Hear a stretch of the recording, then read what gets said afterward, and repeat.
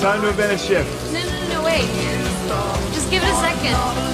It'll clear up.